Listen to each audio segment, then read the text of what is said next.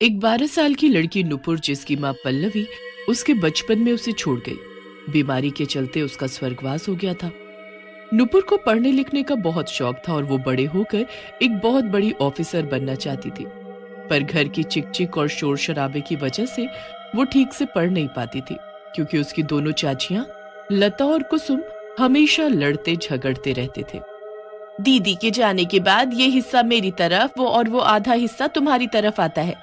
फिर तुम रोज क्यों अपने कपड़े मेरे हिस्से में सुखा देती हो? इन्हें अभी के अभी यहाँ से हटाओ। और अगर नहीं हटाए तो क्या उखाड़ लोगी तुम मेरा?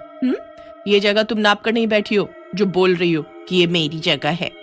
तुम एक तो मुझसे छोटी हो और ऊपर से बहस कर रही हो मुझसे। देखो, ये मुझे बिल्कुल भी पसंद नहीं। मैं तुम्हारे मुंह नहीं लगना चाहती, इसलिए चुपचाप कहना मानो और कपड़े हटाओ जल्दी।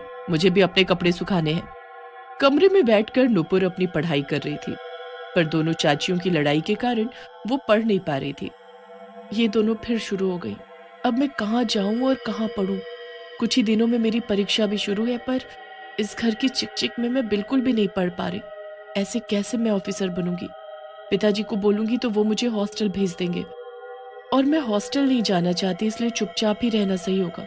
अभी बहुत भूख लगी है, जाकर खाना खा लेती हूँ। नुपुर खाना खा ही रही होती है कि कुसुम वहां आ जाती है और उसे डांटने लगती है। इससे तो मैं भूल ही गई, तीसरी ये भी तो इस घर में बैठी है, हिस्से वाली, इस घर की तीसरी हकदार। इसकी माँ मरने से पहले बोल गई थी कि जब तक ये कुछ नहीं बन जाती और अपने पैरों पर खड़ी नहीं हो जाती, तब तक इस घर का कोई बंटवारा ना हो, क्योंकि ये पूरा का पूरा घर वो इस नुपुर के नाम जो कर गई है। अरे हम भी तो इस घर में ही रहते हैं, फिर हमारे नाम क्यों नहीं किया? हम पर भरोसा नहीं था क्या उन्हें? अरे आगे जाकर इसका भी क्या भरोसा, ये हमारा हिस्सा देगी भी कि नहीं। चाची, तुम्हें जो बोलना है मुझे बोलो, पर मेरी माँ को कुछ मत बोलना। और तुम दोनों ये जो चिक चिक करते हो रोज रोज, उसकी वजह से मैं अच्छे से पढ़ नहीं पाती। मत किया करो ये सब। तभी कुसुम नुपुर को एक जोर से थप्पड़ मारती है। नुपुर थप्पड़ खाते ही नीचे गिर जाती है और रोने लगती है। तुम इतनी छोटी होकर मुझसे बहस करोगी?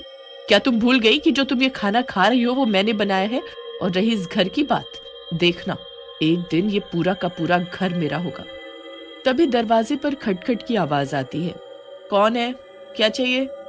दरवाजे पर एक औरत खड़ी थी। मैं शशि हूँ और मुझे अंकुर जी ने भेजा है किसी नुपुर को ट्यूशन पढ़ाने के लिए। क्या मैं अंदर आ सकती हूँ? ट्यूशन का नाम सुनते ही नुपुर उठ खड़ी होती है और खुश हो जाती है। क्या सच में तुम्हें मेरे पिताजी ने भेजा है मुझे पढ़ाने के लिए? मुझे तो लगता था जैसे उन्हें मेरी पढ़ाई से कोई लेना देना ही नहीं। वो तो बस मुझे हॉस्टल भेजने की सोचते रहते हैं। पर अब तुम आ गई हो तो मैं खूब मन लगाकर पढ़ूंगी। नुपुर शशि को अपने कमरे में ले जाती है। अब मैं ट्यूशन पढ़ूंगी तो जरूर एक दिन ऑफिसर बन जाऊंगी। मैं बहुत मन लगाकर पढ़ूंगी अब। क्या तुम्हें पढ़ना इतना पसंद है? हाँ, मुझे पढ़ना बहुत पसंद है और मुझे अपनी माँ का सपना भी पूरा करना है। पिताजी ने बताया था कि जब मैं बहुत छोटी थी तब माँ यही चाहती थी कि मैं बड़ी होकर ऑफिसर बनूं। इसका मतलब तुम्हारी माँ इस दुनिया में नहीं है? तभी नुपुर रोने लगती है। उसे रोता देख शशि उसे अपने सीने से लगा लेती है। चुप कराने के बाद शशि नुपुर को पढ़ाने लगती है। नुपुर भी बहुत ध्यान लगाकर पढ़ती है। पढ़ते पढ़ते उसे काफी समय बीत जाता है। अंधेरा होने वाला है। मुझे चलना चाहिए अब। मैं कल फिर आऊंगी तुम्हें इसी समय ट्यूशन पढ़ाने। तैयार रहना। नुपुर अपनी ट्यूशन टीचर को खुशी खुशी बाय करती है।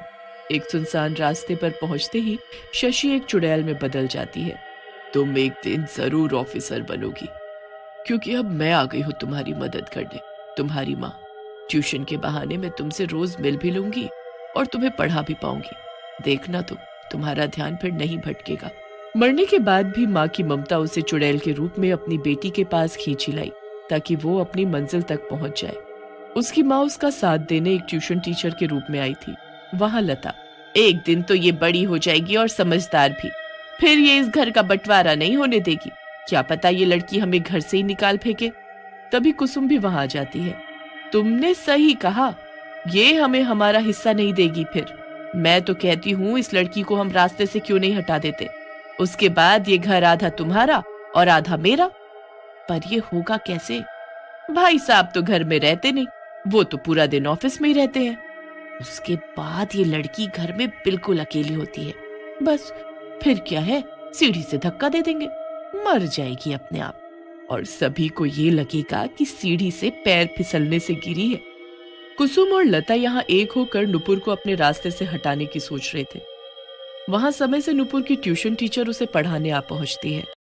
नुपुर बैठकर पढ़ ही रही होती है कि कुसुम छत से उसे आवाज देने लगती है। नुपुर, ओ नुपुर बेटा, जरा थोड़ी देर के लिए छत पर आओगी, कुछ काम है। चाची मुझे बुला रही है। टीचर जी, मैं बस अभी आई। नुपुर के जाते ही शशि चुड़ैल रूप में आ जाती है। मुझे किसी अनहोनी की गंध आ रही है। कहीं मेरी बेटी के साथ तो कुछ नहीं, मुझे उसके पास जाना होगा। वहां छत पर पहुंचते ही कुसुम नुपुर को सीढ़ी से धक्का दे देती है। तभी शशि साधारण बनकर वहां आ जाती है और नुपुर को अपनी गोद में पकड़ लेती है। ये क्या है? तुमने इस बच्ची को सीढ़ी से धक्का दिया, उसे मारने की कोशिश की? तुम कौन होती हो मुझ पर चिल्लाने वाली? हाँ, जिस काम के लिए आई हो ना, उसे करो और निकलो यहाँ से। और हाँ, मैंने इसे कोई धक्का वक्का नहीं दिया, ये खुद ही गिरी है। मुझे सब पता है, ये तुमने जानबूझकर किया। इसका सबक तो मैं तुम्हें सिखा कर ही मानूंगी। नुपुर बेटा, तुम ठीक तो हो ना? कुछ चोट वोट तो नहीं आई तुम्हें? मैं बिल्कुल ठीक हूँ, क्योंकि आपने मुझे बचा लिया। अब हम चले पढ़ने टीचर जी। नुपुर पढ़ते पढ़ते एकदम से रोने लगती है। क्या हुआ नुपुर बेटा, तुम रो क्यों रही हो? सब ठीक है ना? बस कुछ नहीं, माँ की याद आ गई थी, जैसे सबकी माँ। काश मेरी माँ भी होती। वो मुझे बहुत प्यार करती और मुझे लोरी गाकर रोज सुलाया करती। तभी शशि अपने चुड़ैल रूप में आ जाती है। चुड़ैल को देखकर नुपुर एकदम से डर कर पीछे हट जाती है। मुझसे डरने की कोई जरूरत नहीं, मैं तुम्हें कुछ नहीं करूंगी।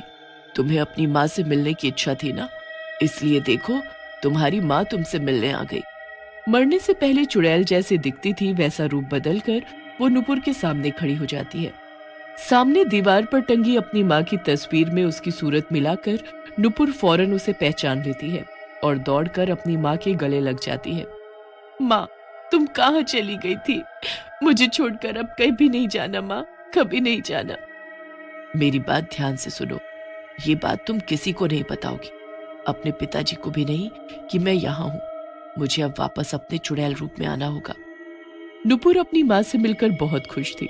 चुड़ैल भी ट्यूशन टीचर बनकर रोज अपनी बेटी से मिलने आने लगी, पर उसे कुसुम और लता की चाल की खबर हो जाती है और फिर वो उन दोनों को सबक सिखाने लगी। कभी धुले कपड़े नीचे गिरा देती और एक दिन तो चुड़ैल ने चुपके से सीढ़ी पर तेल डाल दिया, जिसकी वजह से लता फिसल कर वहां से गिर जाती है। मर गई, मेरी कमर टूट गई, हाय। अरे कुसुम, जरा आकर मेरी मदद करो, मुझे उठाओ यहाँ से। अरे रे, ये क्या हुआ? सीढ़ी से कैसे गिरी तुम? जरा ध्यान से चलना चाहिए ना। जब से इस ट्यूशन टीचर ने घर में आना शुरू किया है, तब से हमारे साथ कुछ न कुछ अजीब हो ही रहा है। और ये लड़की नुपुर, ये कुछ ज्यादा ही खुश रहती है इसके साथ। अगर हमने नुपुर को ऐसे ही मन लगाकर पढ़ने दिया ना, तो जरूर ये एक दिन बड़ी ऑफिसर बन जाएगी और हमें घर से निकाल फेंकेगी। इसका कुछ तो करना होगा जल्द से जल्द। दोनों चुपके से नुपुर के कमरे में झांक कर देखते हैं तो हैरान हो जाते हैं, क्योंकि नुपुर चुड़ैल के साथ बैठकर पढ़ रही थी और उससे हंस हंस कर बातें कर रही थी। कुसुम अंकुर को फोन पर सब बता देती है। अंकुर भी ये सब सुनकर ऑफिस से दौड़ा आता है और अपनी आंखों से नुपुर को चुड़ैल के सामने बैठा देखता है। ये सब क्या है? नुपुर, इस चुड़ैल से दूर रहो। इतने भोले मत बनो भाई साहब, इस चुड़ैल को आपने ही बुलाया है इस घर में। अंकुर ने मुझे नहीं भेजा था, मैं खुद आई इस घर में। नुपुर को जब तुम दोनों जान से मारने की सोच रहे थे और तुम दोनों ने खूब कोशिश भी की थी, तब मुझे आना ही पड़ा नुपुर को तुम दोनों से बचाने के लिए। अगर तुम दोनों ने मेरी बच्ची को हाथ भी लगाया तो हाथ तोड़ दूंगी मैं तुम्हारे। तुम्हारी बच्ची? तुम कौन हो? बताओ मुझे। मैं तुम्हारी पत्नी और नुपुर की माँ पल्लवी हूँ।